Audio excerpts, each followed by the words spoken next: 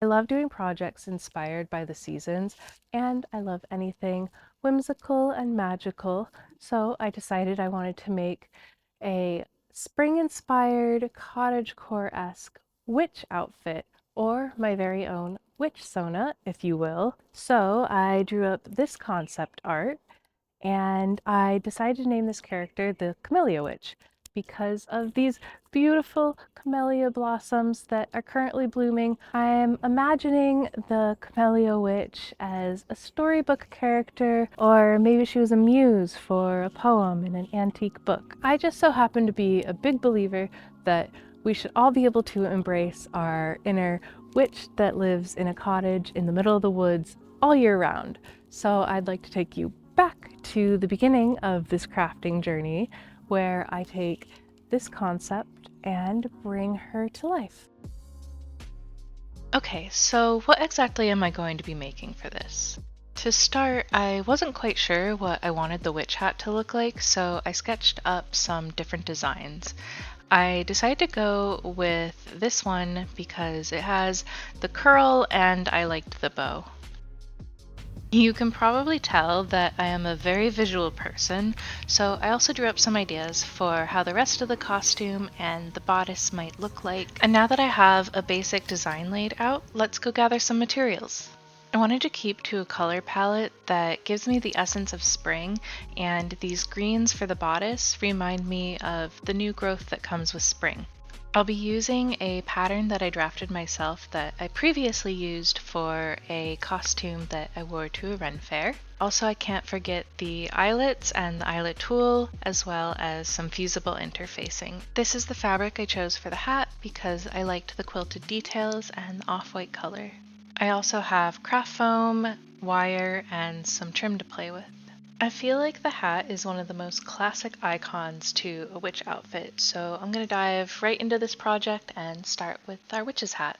As far as the shape of the hat goes, I really wasn't sure how I was going to get it in the twisty shape that I wanted it to be in. So I made this monstrosity, and it's basically a bunch of crinkled paper all together until I got the shape I want, and then some tape to hold it together for now. So I did originally think that I could use this to do the classic cosplay pattern making method of using tape and saran wrap, but I ended up not doing that. In the end, it did help me eyeball the pieces. In theory, it will go kind of like this. I feel like right now I kind of just look like a gnome, but hopefully with the brim and the finished result, it will look more like a witch's hat.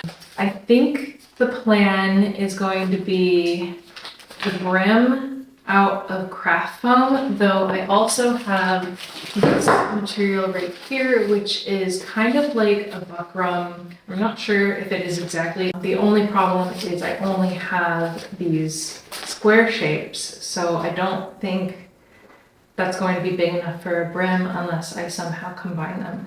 I might use this and the craft foam in order to make it thick enough or stiff enough, but I'm going to have to do some experimenting for that. And I also got some wire, some aluminum wire to put in the brim and also to help hold this curly shape. I've made my pattern piece. I know some people when doing witches hats just did like a cone, kind of like this, but because I want it to be curly and I'm trying to eliminate that extra material that bunches up, I'm going to do my piece like this.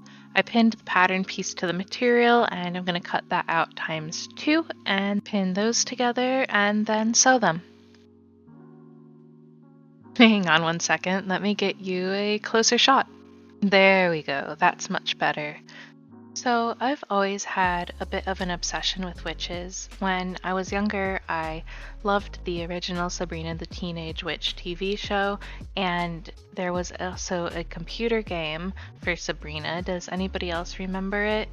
And when me and my friends weren't playing that, we were running out around the neighborhood, making magic wands from willow branches and pretending to be witches. Okay, now that that is sewn together, I have flipped it right side out and I put a little bit of stuffing in it so I could get a better idea of what it was going to look like.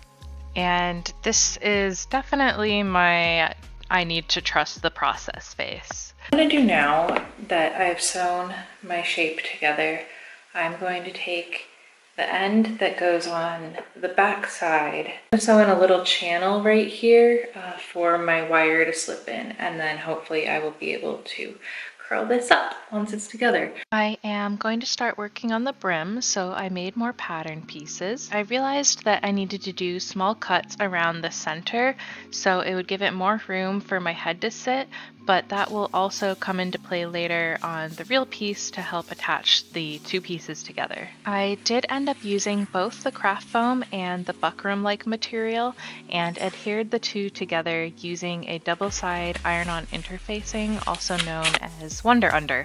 I'm getting ready to sew on the fabric to the brim, but I also needed to remember to make another channel for the wire along the edge and leave a little slot open where I can pass the wire through. Can you guys see that? That's where the wire is gonna live, and hopefully give the hat a little bit more stability on the brim. I put a little piece of tape on the edge of the wire to protect it from stabbing through the material, and I mentioned earlier that I used aluminum wire, but I was actually regretting that decision here. I've used aluminum wire in the past for puppets because it bends really easily, but in this case it was a little too soft and made it difficult to pass through the hat. And while it worked, I would just probably recommend using something a little less pliable. Here's where I officially started stuffing the hat. And this was also the moment that I realized that the stuffing wasn't going to be enough on its own to hold the hat up, especially where my head was going to go, because I couldn't stuff it all the way down to where my head would sit. So I took another piece of the buckram and I hand sewed that in around the edge in order to give it a little extra stability where my head will go. I hope that makes sense because this was something that I didn't even consider when I first started this project, and that just goes to show that sometimes you realize ways to do things better or make changes mid-project, like the cuts that I had to make in the middle of the brim, which come into play here, where it allows me to sew the two pieces together. I also realized that I would need to make a barrier of fabric in between the stuffing and my head, because if you look closely here, I have a bunch of little bit of stuffings on my head from trying it on, and I needed to kind of close that section off so I wouldn't get stuffing all over myself. Oh, I think I forgot to mention that all of this was hand sewn together. So I'm really happy with how this turned out. I am going to put this ribbon around it and probably just hand sew that on. And then I made a bow and I'm gonna put it right in the front. But it's so twisty and curly and so cute. I discovered that the wire in the hat allowed me to create this scalloped look and gave it kind of a unique appeal. I'm taking a break to show you the rest of my idea for the costume, and I bought this dress going for a sort of Gunny Sacks look. I thought this kind of had a similar vibe, but I feel like this doesn't fit the way I was hoping. I'll show you. So the idea is that this would be the base dress, and then I would put a flowy sleeve shirt underneath, kind of like this blouse, but I think I have another one I like better. My only issue is I don't like how this is fitting around my bust area. I feel like it fits a little awkward. So I think what I'm going to do is take this trim right here and bring it down a little bit at an angle. And then I also think I will take this ruffle at the bottom and hem it under just so it's a little shorter. I feel like this is kind of an awkward length. I am making the bodice still. I have some of my pattern pieces kind of laid out. They need to be cut out, and some of the fabric still needs to be patterned, but I'm hoping that once I have that done, it will also help this all look a little better. So I'm gonna go work on this and alter this. As you saw, I did start pinning out the pattern pieces and I am officially working on the bodice. I actually found this part much simpler than the hat because I have made a few corset style pieces in the past and I think the pattern is pretty straightforward. I chose to use this pretty iridescent green fabric for not only panels on the front, but also for the lining, which gave me the opportunity to make this a reversible corset, and it's like getting 2 for 1. Sometimes I will add boning to corset tops like this, but I decided not to for this one. I just wanted it to be a little bit more casual. Once all the pieces are sewn together and the lining, I prepare to place the eyelets. If you're ever making anything with eyelets, I highly recommend investing in one of these eyelet tools. It makes this part so easy and honestly, I find it satisfying. If anyone is looking for cozy, witchy book recs, I was actually listening to The Very Secret Society of Irregular Witches while working on this project, and I thought it was so cute and wholesome, and I would definitely recommend it. Speaking of witchy stories, if you remember, I am naming this character the Camellia Witch, as if she is my very own storybook character. And if you didn't know, camellia bushes are actually considered the tea plant because they are what teas like green tea, matcha, black tea, and basically a bunch of other teas are made from the leaves of the camellia plant. Now that everything is finished, I'm gonna get dressed and ready for the photos, but not only does every witch need her familiar, she also needs her broom.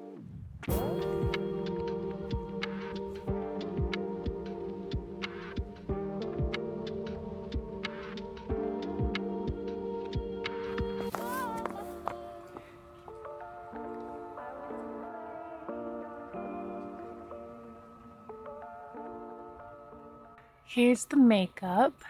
I think these gems look so cute. They give it such a little pop of light, especially when with the hat we get a little bit of shadows under my head. So having the gems gives it a little extra something. I paired these handmade orange tip butterflies with this outfit because on the back side of the butterfly it has this green pattern that reminded me of the pattern on the burnout velvet on the bodice. I am also wearing these earrings made by Sunny Fox Apothecary, and I thought they matched so well and gave a little bit of a cutesy witchy vibe.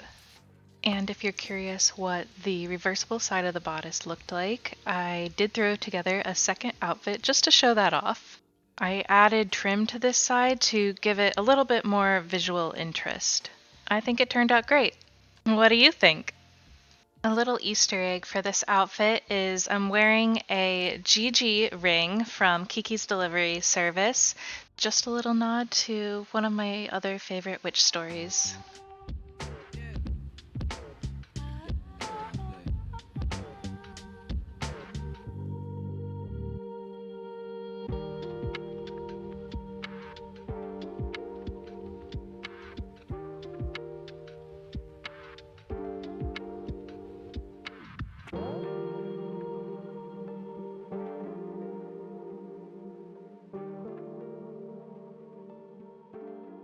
She is finished. My cottagecore spring camellia witch costume. I love how everything turned out. I'm so proud of it. I love the hat. I love how you can make it have little scallops and twist it into whatever shape you like. It feels so pretty. I want to sincerely thank you for tuning into my channel. It really means the world to me, and if you like, subscribe, comment, that lets me know that you like what I'm doing and it feels good and is great motivation to continue and make more videos. I truly hope you enjoyed crafting with me today in my little forest, and for now I have some more witchy things to attend to. See you later.